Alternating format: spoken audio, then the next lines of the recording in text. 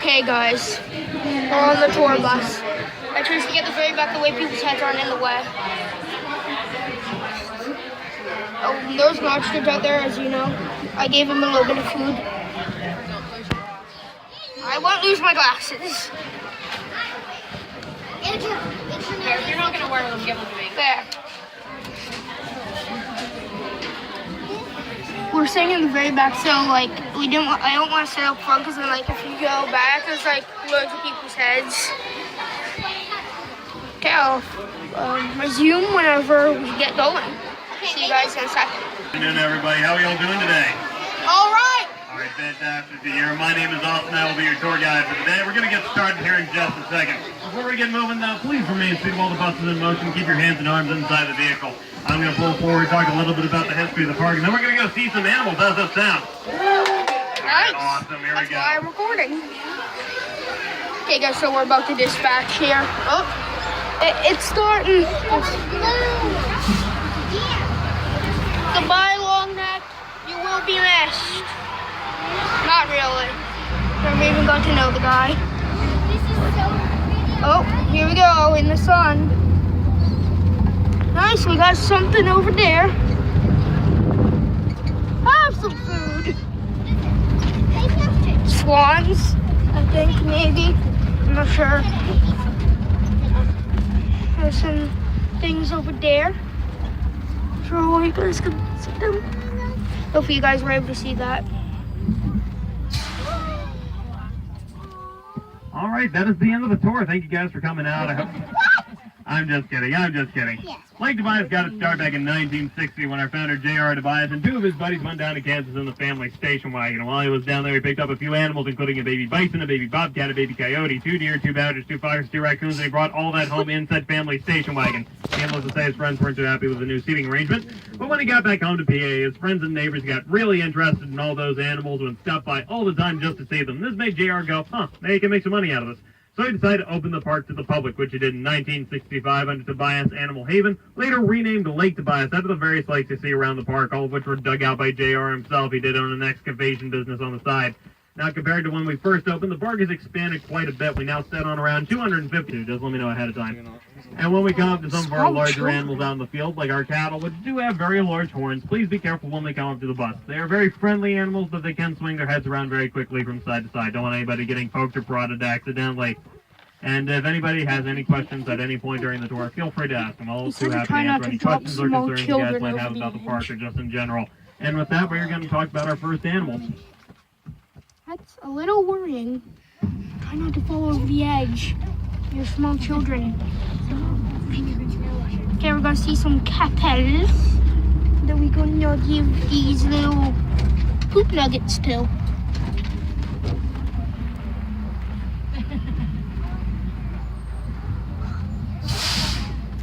Holy mother! Right, down here on our right, we have our white-tailed deer enclosure. And white-tailed deer are the state mammal of Pennsylvania, and they get their name from their distinctive white tails that they have, which they use to alert members of the herd of threats and predators. What they'll do is they'll raise that tail up, fan it out, show the white underside of it, and this is called flagging.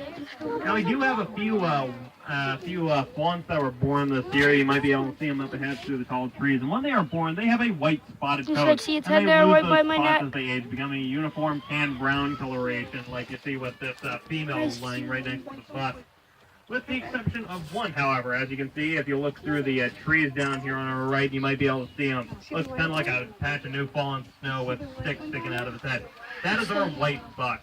Now, he is not an albino. He is what is called leucistic, which means that while he has the white coat of an albino, he doesn't have the pink or red eyes that set albino animals apart. You might not have been able to see, but he has a blue-gray colored eye. You can't really tell because his head's turned away. But as we go into the field, you'll notice we have a few white animals, including some of our other deer out here. These big birds like this one off on our left. And even a few of our elk and our bison, none of which are true albinos. The only albino animals we have here at Lake Tobias are one of our rabbits up at the petting zoo and our Burmese python down at the reptile building, which I would recommend checking out later today because the reptile building is air conditioned. Oh, that's nice. Now we are normally you don't get to see those deer this close. Okay, guys, so apparently that giant bird there is laying on some eggs and it's not going to move. And you can get a better look at some of the fawns that were born this year, hiding down in the tall Oh, grass. there's some nice. We also have another animal right in front of the bus, laying down in the corner of the fence. That's one of our white elk. I'll talk a little bit more about the elk when we get to the rest of the herd, but I wanted to give you guys a chance to see this guy. He's our largest white elk that we have. Holy sweet mother of moose. It's not even a moose. Oh, I really hope you guys can see that thing. If not, then They have this big goofy bird crossing the road right here. This is one of our emus. Emus come from Australia. right there, that white You thing. tell them apart That's from a the other freaking birds out here in the moose. field by their blue heads with the black tufted feathers on top, which kind of set them apart. See some animals back there in the background? Oh yeah. It's Bump. Bumpy, Wumpy. Bumpy, Wumpy. Oh, there's some lammies. Oh my gosh, the lammies. Alright, The here we have llama. our llamas. Llamas come from South America where they're used as pack animals and mounts. They're There's also those llamas sheared to over their here. wool to make clothing. Yeah, they're over And they do look very similar to alpacas. Many people often ask us what the difference is. And the answer Oh, is that's awesome. mostly height. Alpacas are a little bit shorter than You llamas. hit me They're with good that footers, food. so. I'm Alpacas also llama. tend to have a bit of a sheepdog thing going on with their face. They can't normally see their eyes for the most part. And if you go up to the petting zoo llama, today, you you're can on check out YouTube. some alpacas up there. Now, I'm sure many of you have heard the stories of llamas spitting. You may have even seen a few videos of some poor schmuck getting a face full of llama spit. Well, I'm here to put all your fears to rest. Llamas don't actually spit. That is a common misconception. They don't produce saliva like you and I do. Instead, when they are angry or upset, what they will do is they will reach into their stomachs and regurgitate the contents onto whatever is making them angry. So they don't so much spit as projectile vomit, and that's an important distinction. I'm sure many of you could have gone the rest of your life without knowing that, but you don't have anything to worry about from these guys. They're more interested in spitting on each other than on their customers, as long as you're nice to them. Some We also have other. another bunch of animals hanging out with the llamas over on our left over there, like that brown one with horns. That's one of our antelopes. His name is Zeus, and he used to be up at the petting zoo. Oh, it's When we Zeus. brought him out here, we tried to integrate Zeus, him into the lightning god. antelope herd that we have out here in the field. And he decided he was having none of it. So now he hangs out Zeus, with the it's llama. an honor to So now finally he's Zeus meet the you. llama. We also have that black and a white animal walking out towards the bus. That's Chloe. She's one of our yaks, and she's Zeus's best buddy. And she decided, well, if you're going to be a llama, I'm going to be a llama too.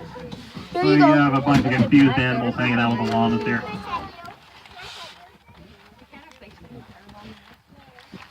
But we're going to get moving here in a second. We have some other animals jumped outside the fence here. We're going to get a closer look at them. That's the easy. And then there's that one pretty sure called Chloe. Okay, the bus is starting. Oh, there's a llama back there. Look, Lisa's feeding that really big one. Oh, that's a bunch of llamas back there. Oh, llama! Llama! Just random llama. Angel, look, Sarah just gave me more. Oh, she's so nice.